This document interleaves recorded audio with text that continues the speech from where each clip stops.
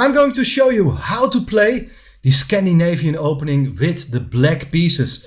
It's a very interesting, exciting opening. I've been playing it a lot myself. And also good news for you, it's very easy to learn with simple plans, but also a lot of sharp lines, so action is guaranteed. Now, even better news for you is that Magnus Carlsen, the goat of chess, he has been playing it himself also with black. But in this video, we're going to have a look at a number of games he played with the white pieces, and he had been struggling to come up with good ideas against it. Now, these games were blitz games, time control, 3 minutes plus 1 second increment.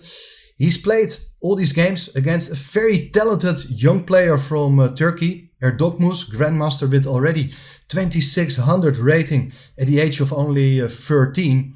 But these games are very interesting and will give you a good idea what to expect to play this opening. So for exciting games, let's start with the first one, as it all starts, of course, with the move 1 e4, and black responds with the move d5. Why is this such a good move? Well, you do put pressure against the pawn on e4, asking white what is white going to do with it. And after pawn takes, you do take back with the queen, and the queen is already very actively placed. Now, there are also drawbacks. Bringing out your queen too early, you're violating the opening rules yourself by bringing the queen out early, as after knight c3, white gets a tempo attacking the queen on d5. Now, there are various ways of playing.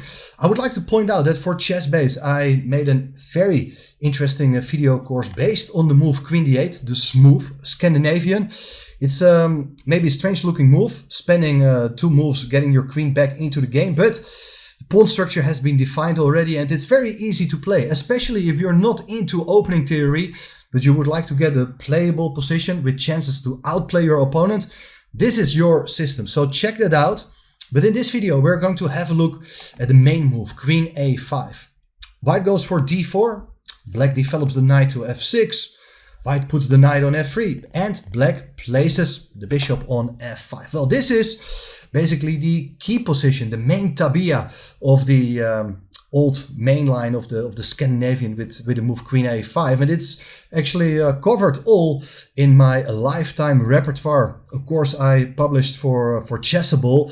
So I've worked it out all into great depth, and I will share with you some of my my ideas as well. Now, white has different ways of playing. Of course, moves like bishop d2 and bishop c4, getting the minor pieces into the game with the idea to castle kingside, or perhaps even castling long very soon as well. But there's a very aggressive move here, which was Magnus Carlsen's choice. He played knight e5, and this is also looking strange at first, because white also ignores the main rules of opening play, playing for the second time with that knight coming to e5. But there are some ideas. First idea is that the knight wants to come to c4 to attack the queen. And therefore, in the first game, Erdogmus played here the move c6. That's a good move, so that whenever you go for knight to c4, the queen can drop back to a safer place, maybe c7, maybe to d8.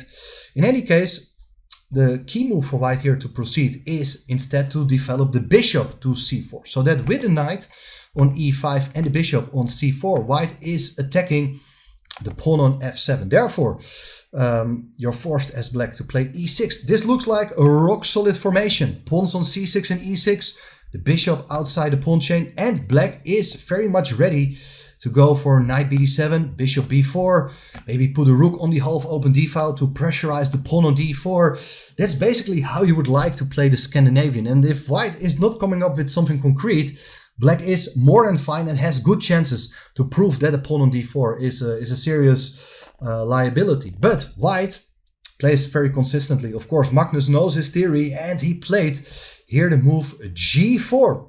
Very aggressive move, attacking the bishop on f5. And well, the bishop goes back to g6.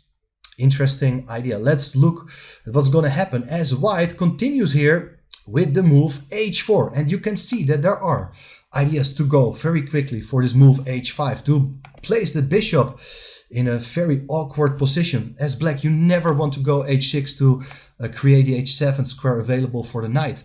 for the bishop, because it always runs into knight takes g6 and the pawn structure on the king side gets more vulnerable. Now, in the first game, Erdogmus didn't play the best move. He played here bishop d6. He is attacking the knight on e5 with the bishop. But as we will see later, there's also another way of playing. Now, after h5, the bishop is in trouble. Bishop goes to e4, attacking the rook. Note that the knight on c3 is pinned, which is one of the main advantages, placing the queen on a5.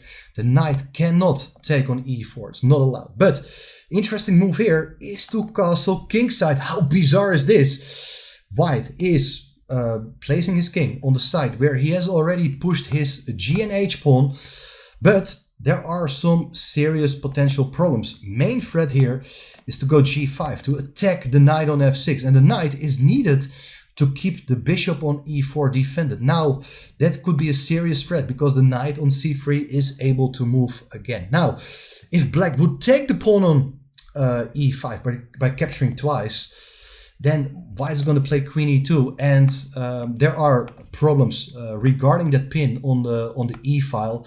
So this is looking like black is not going to survive it. But Erdogmus played here bishop to d5. Looks like an interesting way trying to solidify your position. And well, Magnus, he decided to take with a knight on d5. But probably a better way of playing is to go bishop d3, keeping the knight on e5. You have ideas to go rook e1, queen e2, and with pawns on g4 and h5, you have really nice attacking chances and control over the center. But that's the theoretical part. Let's have a look at what may happen after knight takes d5. C takes d5, attacking the bishop, and the bishop goes back to d3. Now black is doing quite okay if you just go, for instance, for a move like knight c6. That's an idea we will see later. The knight will put pressure against the knight on e5 and the pawn on d4. Looks like black is doing okay. But there followed h6.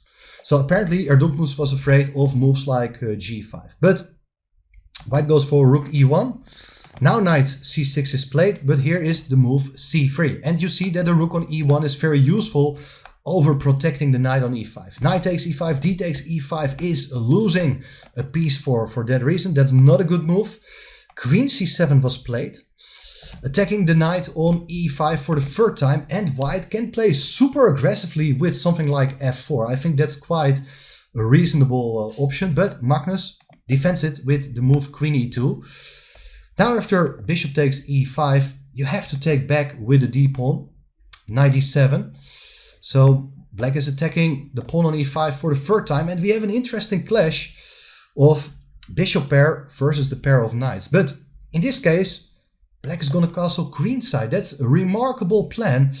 How should we evaluate this position? Well, objectively, I do love space advantage thanks to the pawn on e5. I like the bishop pair. And if white is playing super actively with moves like a4, b4, looking for ways to grab more space and open up the queenside, white should be better. But Magnus played here bishop g3. That's a solid move to protect the bishop one more time and prevent black from ever playing a move like f6. You can simply take it, and then the queen cannot take the bishop. So now black is fighting back with knight c5, ready to take the bishop on d3. Bishop goes back to c2, and here we are with the move d4. Black is striking in the center, threatening here to play d3 with a double attack, winning material. Taking on d4, runs into knight takes d4, and here, nice example how the black knights are just better than the bishop pair. You gotta retain control over the f3 square. If you go back to d1, it's knight db3, and you're losing at least the exchange or even more. But Magnus ignored it, played rook a1. Now black took on c3, b takes c3, rook takes rook, white takes back, rook d8. Looks like everything is coming off the board, but white places the rook on d6. Interesting idea, but black whips it off. Rook takes, pawn takes, and the queen goes away. So here we are, as black is attacking the weaknesses. Are these pawns really weak? Well, white finds an interesting solution. With queen f3, he's not only defending the pawn on c3, but also hitting the pawn on f7. Now black played f6. Maybe knight d8 is also a solid way of playing, but looks very passive. But after f6, white now defended the other pawn, and black played here king d7. He's trying to neutralize the danger, potential threats of that d pawn. But now white finds a beautiful breakthrough with the move g5. Maybe this comes unexpected to Erdogmus. If you take with the f pawn, it's queen f7, and black's position is falling apart. If you do take with the h pawn, which is probably what should have been played, idea is to go h6, ready to break through with that pawn. If you take the pawn, it's queen takes f6, and next you're taking the other pawns on the king side, and well, opening up the position really helps the side with the two bishops. But instead, okay, it's a blitz game. There followed queen d8. And now after pawn takes, there are two weaknesses. Both the knight on c5 and the pawn on h6 are unprotected. So queen e3, and black resigned here. If you defend the knight, for instance, it's queen takes h6. You move the queen, you run with the h pawn, you promote that pawn, and well, it's completely hopeless. So that is a very, very interesting victory. Like you have seen already quite a number of ideas, improvements for both sides, but you see that it's a very interesting position with a lot to play for. Now let's get back and let's have a look at the second game, because in second game, instead of the move c6, Erdogmus played e6, which might be a possibility, but the engines, they don't really like it. They basically say that white should continue with similar ideas like g4, h4, maybe knight c4, bishop d2. There's a lot of space, and that's really appreciated by the machines. But Magnus played here to move bishop d2. Well, you may think there cannot be much wrong with that move, as you're eyeing the queen on a5, but black has here the move queen b6, attacking both pawns on b2 and d4. But is black really going to take one of these pawns? Well, that is the big question. First question is, of course, what is white going to do with it? Is white going to stubbornly defend it? Well, that's not easy to defend both pawns. Now, according to theory, probably white should consider here the move queen f3, which is a very active move, keeping an eye on the pawn on b7. If you ever take on b2, there is a rook to b1, and the pawn on b7 is going to be hanging. But instead, Magnus went for the move queen e2, which is in a way understandable, as he would like to castle queenside. But there's a clear drawback to this plan, as here the bishop on f1 is not able to be developed. And rather than taking one of these pawns, which is just asking for trouble, like after queen takes d4, for instance, you can castle queenside. That's probably the reason why Magnus plays the queen on e2, as the knight on e5 is defended. This is incredibly dangerous for black, at least from practical perspective. But the key move for black is, rather than taking one of these pawns, to play knight c6, so that you want to take with a knight on d4, attacking the queen, threatening a knight fork on c2, and well, with a knight on e5, okay, knight takes c6, queen takes c6 was played in the game, and this is a really important trait favoring black. I mean, in general, the more minor pieces are coming off the board, the better it is for black having to deal with that lack of space. Now, castling queenside by both sides, the king is safe, and the rook is attacking the pawn on d4. And well, what is white going to do with it? Well, if you play something like bishop e3, first of all, the bishop is not looking great, but black also will follow up with bishop b4 with very promising position, putting pressure against white's forces. So that's something white doesn't really fancy. And Magnus played here this move, queen e5, which is also asking for trouble, because that queen can easily be attacked. But it should be understood that with the queen moving to e5, you're opening up the path for the bishop coming, for instance, to b5 to attack the queen. But first, knight to g4 played, attacking the queen and also attacking the pawn on f2. But Magnus is not going backwards. He played here this move queen a5, inviting black to take the pawn on f2, and that's a fantastic position for black. He is forking the two rooks, but Magnus continues with queen takes a7, grabbing the pawn. And note now that the rook on h1 or d1, they cannot be taken, runs into this move bishop to b5, attacking the queen. If the queen goes away, let's say to b6, offering the exchange of queens, there's queen a8 with checkmate, as the bishop deprives the king from escaping back to the center. Therefore, the queen went to b6 immediately, forcing, well, not forcing, offering the exchange of queens right away, while the threat against the two rooks is still alive. Therefore, queen a8 check, king d7. Now the rook hits the queen. The queen goes back to a4 with check. c6. White is going to lose material now. Bishop e2. Knight takes h1. And, well, you can take on h1. You're an exchange down. Black is going to put a bishop on d6. Try to consolidate his king's position. Looks like black should be winning. But look at this. There followed here the move d5. That is an amazing idea. Trying to open up the d file. The c pawn is pinned. If you take with the e pawn, you have ideas to take with the knight, as the pawn on c6 will still be pinned. So it's a very good practical shot. But objectively, black should be in good shape still. If you do play bishop d6, I think black is winning. But very understandable. Knight f2 was played by Erdogmus. He is a full rook up and he's trying to stick to the extra material. But here, pawn takes c6 with check. There are a lot of options. If you take with the queen, it's bishop b5. The queen will be gone. That's not possible. If you take with the pawn, it is bishop e3. The d file is open, so it's a discovered check. And the bishop hits the queen. After knight takes d1, it's bishop takes b6. You're completely winning. Now, also the king doesn't have many great squares to go to. It runs into some sort of another check very soon. So the king went to e7, which is the best move apparently. Bishop g5 check, attacking the king once again. f6, rook takes d8. And apparently, okay, this position is not obvious to me at all. What should be played here? Well, if you take with the queen, it's pawn takes b7. And white is in really good shape. That pawn is really dangerous. Black doesn't have great defenders to stop it. If you take the bishop, it's queen a7. You're preparing b8 queen. With the check, you're getting a new queen. So that looks winning. Now, apparently, you may take on c6, which is not easy to understand at all. But after king takes d8, one thing I know for sure is that black is completely busted all of a sudden, because there is this move, queen a8 check. If the king goes back to e7, there's this beautiful idea to take on b7 with check, offering the exchange of queens. If black accepts it, black has to take the queen, of course. There's c takes b7, and the b pawn is out of reach because the king is obstructing the bishop. That doesn't work. King c7 was played instead. So the king helps to defend the pawn on b7. But after knight b5, that king is in trouble. Doesn't have many squares to go to. It's a check. The bishop on e2 is defending the knight. King takes c6 was played. Queen c8. The king has only one square. d5. Then it's queen c4 check.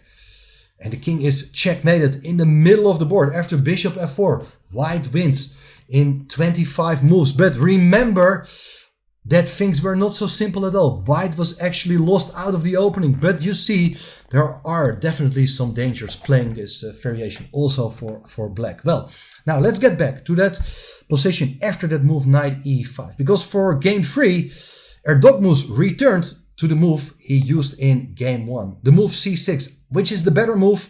He used it in 3 of the 4 games. So let's have a look again. Bishop c4 played, e6, g4, and now in game 3, instead of bishop g6, which we will see later again, bishop e4 was played, attacking the rook right away.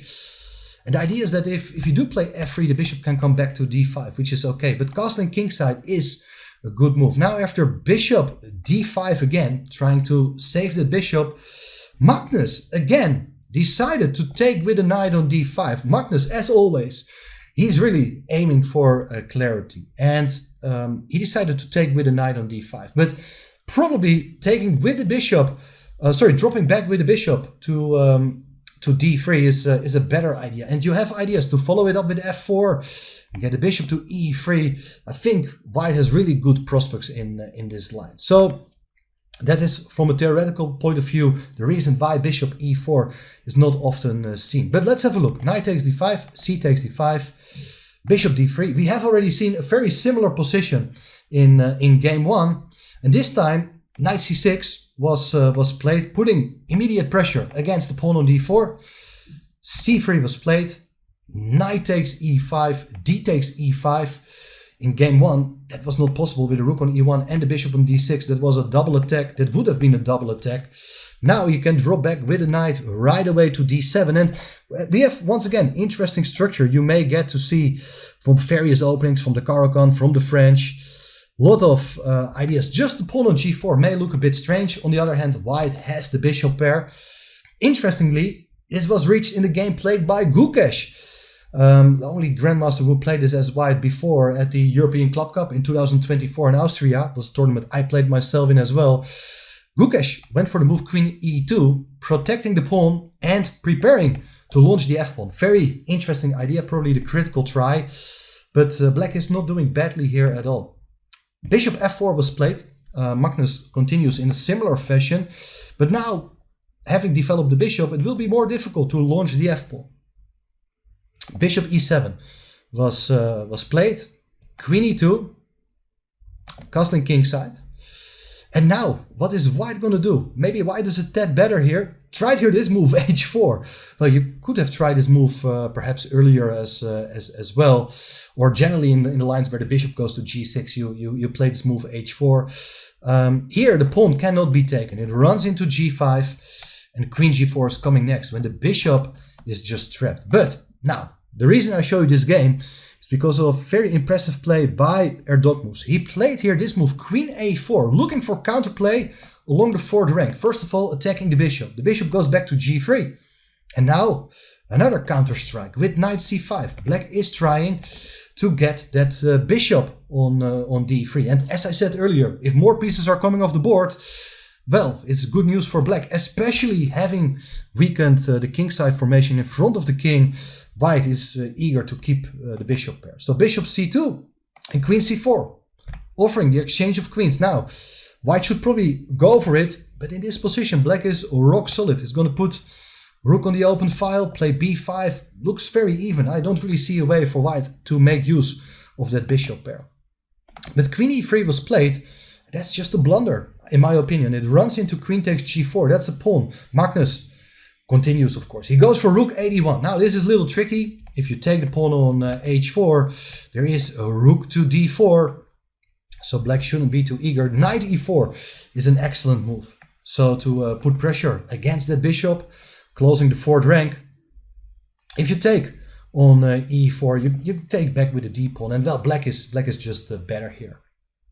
Just an extra pawn and a lot to play for. Now with bishop takes h4 coming, this is looking very good. Now Magnus didn't play bishop takes e4. He played this move, rook to d4. Now it's getting really funny. I mean, there's this pressure down the fourth rank, but there is bishop c5. Now Magnus, he had seen this move, bishop c5, of course. He doesn't overlook such a simple pin. Now looks like the rook is lost, but he had planned this move, rook takes e4.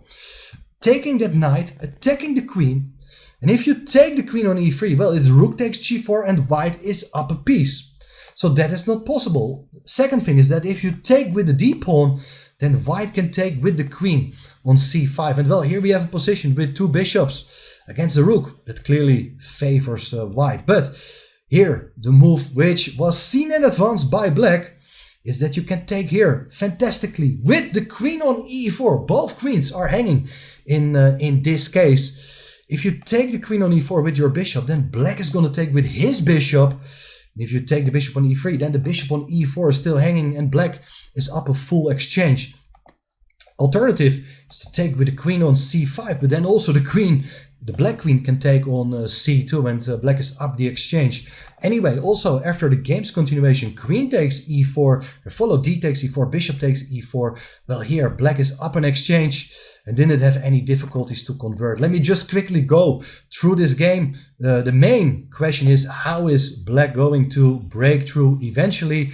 He's doubling the rooks, intending to enter with the rook on d1. At some point, h5 was played. Now, you can see that if the rook is moving away from d7, the pawn will be hanging. So first b6, bishop c2. The entry squares on the d file are closed, but black is not in a rush. Can improve his position.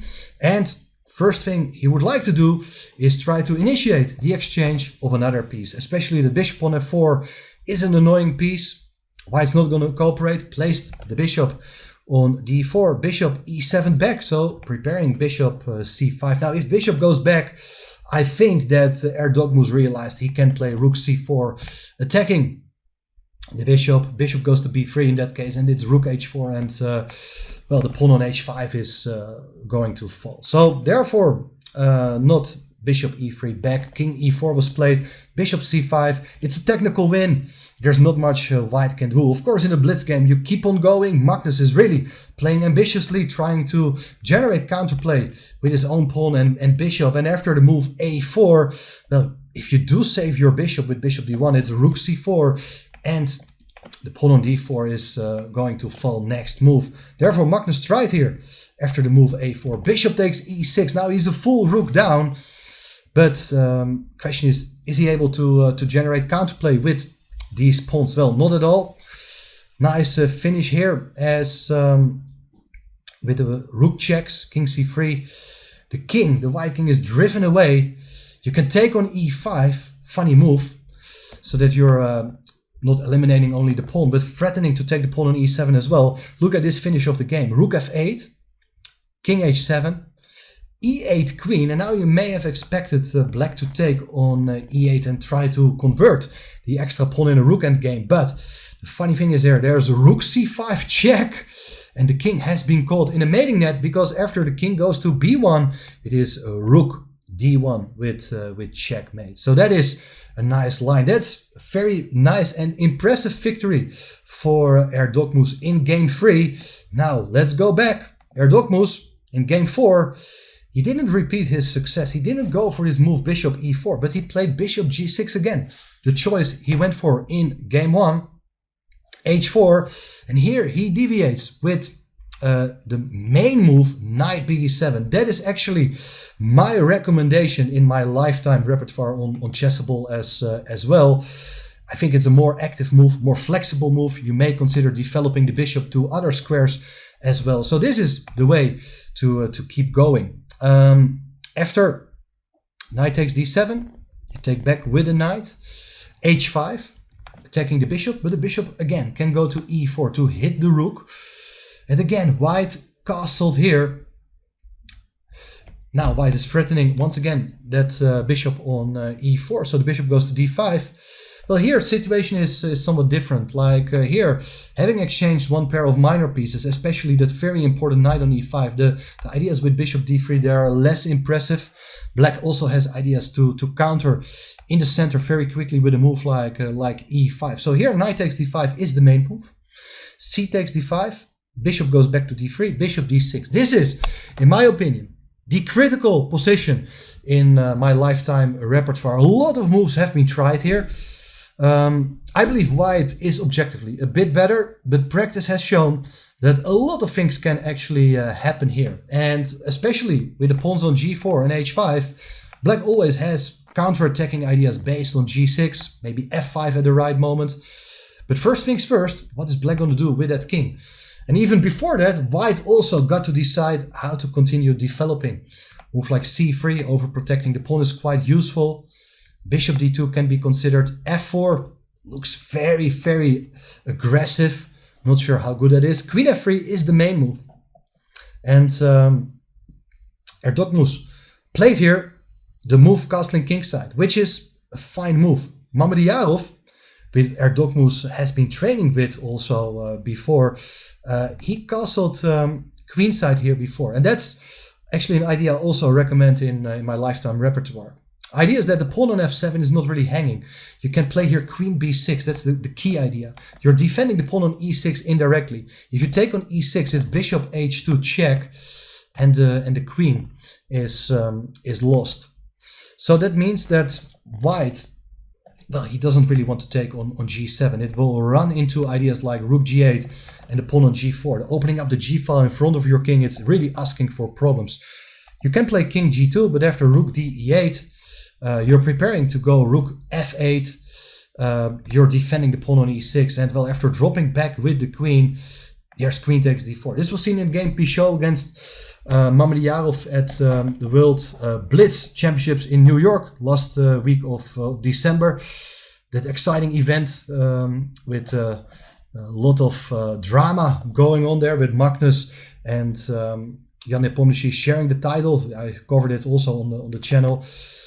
Castling queenside, very sharp move. Castling kingside is a more modest continuation, but also interesting. After c3, black goes for rook a e8. And you can see that black is trying to prepare this move e5. First, bishop d2 was played, connecting the rook, so white also completes his development. Here e5 is premature. It does run into queen f5, threatening mate and the knight on d7. Also the move e4 doesn't help. There's queen takes d7. If you take the bishop on d3, then the bishop on d6 is hanging. If you insert the Swischen Zug, rook d8, attacking the queen and hitting the bishop, there is queen b5. And black doesn't get time here to take the bishop as the queen on a5 is hanging. So this is winning material. But black is preparing that central pawn break with e5. There are various ways to do that. Interesting idea here is queen d8. Going back with the queen to its initial square does look strange at first, but if the queen can come to h4, there are mating threat ideas on h2. Well, instead, queen b6 was played, attacking the pawn on b2, after which the bishop on d2 is hanging as well. Therefore, b3 was played by Magnus, and now queen c6 played. I think Erdogmus is preparing to play e5 by defending both the pawn on d5 and his knight on d7. After rook a e1, there followed e5, and things are looking very interesting here. If you take with the pawn, there's knight takes e5, and black is doing absolutely fine here. He's going to take the bishop on d3 next, and white may regret having pushed his pawns that aggressively. Now, apparently the machine says that white can go for something like c4, and there are problems with control over the center. If you play here the move e4, there's pawn takes d5. And if you take on f3, it's taking on c6. If you take on d5 here, it's bishop takes e4. And white is having a massive advantage here. Well, now things are much more complicated, but let me show you what happened. It's very difficult to find it, especially in a blitz game, but also in over-the-board play. I'm pretty sure that both sides are not really able to play flawless here. So queen h3 played. White is moving the queen out of that threat of e5, e4. But e4 is going to be played anyway. Attacking the bishop. Where's the bishop going? c2, as played in the game, doesn't look really attractive. Black plays b5. And there are ideas all of a sudden to prove that the bishop is vulnerable, it's unprotected. But Magnus goes for g5. He's looking for active play, maybe on the light squares. But black plays f5. And look at these pawns. Black is taking over the initiative here himself, with f5 coming next. G takes f6, knight takes f6. Black is looking fantastic. While it's not clear what these bishops are doing, maybe white can try something like f3, but black is having very nice control over the pawn on e4. In the game there followed king h1, which is a huge mistake. It runs into b4, and now you cannot take on b4 as it hangs the bishop on c2. Magnus played c4. But I think that after d takes c4, he realized that taking back with the pawn, which was maybe his idea initially, like queen takes c4, runs into bishop b3, and the queen is pinned. But he realized in time that black doesn't have to take the pawn on c4. He can play e3. That's why the king is misplaced on h1, and the bishop on d2 is going to be lost. But you have to understand that with this move king h1, white was looking for ideas to launch an attack with the doubling of rooks on the g file. Now, okay, back to the game. Magnus, after allowing to take on c4 by black, he played bishop e3, but that gives a protected passed pawn. And well, in fact, rest of the game I can show you. Black is completely winning here. It's not relevant for our opening coverage of this Scandinavian line. A lot of things still happened. I would say black can continue here with bishop f4, rook f8.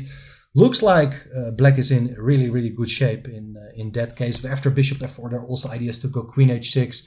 Your king side is under control, and you have this long-term asset with a pawn on c3. Now, after bishop f8, queen g4, queen d7, queen takes. Queens were coming off the board.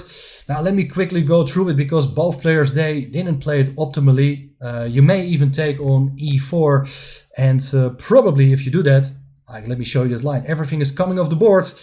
White can still interfere with his rooks, and an opposite color bishop endgame offers very good drawing chances. Let's have a look in the game. We also get to see an opposite colored bishop endgame.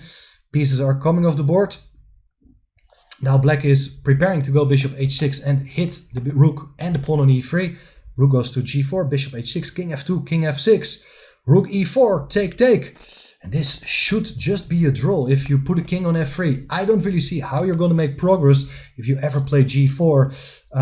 Well, this endgame with the extra pawn can never be won because you do have full control over the light squares and black is unable to break through. Instead, there followed bishop c2, but this is a time trouble game. This is the real blitz part. Apparently black is winning at this point. He has ideas to walk in with the king, but in time trouble both sides making not the best decisions. Let me show you what happened here. After bishop f5, a5 played. If you do play bishop takes g4, it's c2. You cannot do anything against the promotion of the c-pawn, so don't do that. King d3 played. Now the c-pawn is under control. You push the other pawn, bishop goes back to control that pawn, king e6. And still probably the king got to move over to defend the g-pawn and the bishop controls the c-pawn instead. The other way around was implemented here. But there is this plan of getting the king around. King h4, bishop goes back, king g4, king d3, king h4. a4 was played, that's not a good move. You can simply take on a3, which is funny. It was not played. After king takes c3, it's bishop to c1, and the a-pawn cannot be stopped. If you do play king c2, it's a2, and both b2 and b1 are taken away by black pieces. Bishop g5 played, e6, bishop e7, d5. White's looking for counterplay, and you may just keep the king out with something like king e3. Bishop e4 was played, huge mistake. It does allow the king to enter via the other side. And probably this next move, bishop g2, was pre-moved. There's king takes g2 and it's game over anyway. So, well, anyway, 4 exciting games I've covered quite extensively. Maybe this is my longest video on this YouTube channel. But I do hope that you found it very useful. You get an idea on how to play the Scandinavian yourself. Just keep in mind, you may consider purchasing that lifetime repertoire. I will share that link in the comments. Anyway, if you haven't subscribed yet to the channel, that's also a way to learn more about one of my favorite openings in chess. Hope this Scandinavian video was very useful for you. Let me know in the comments, what do you think? Become a member of this community, and I will see you very soon back again. Thanks for watching. Bye bye.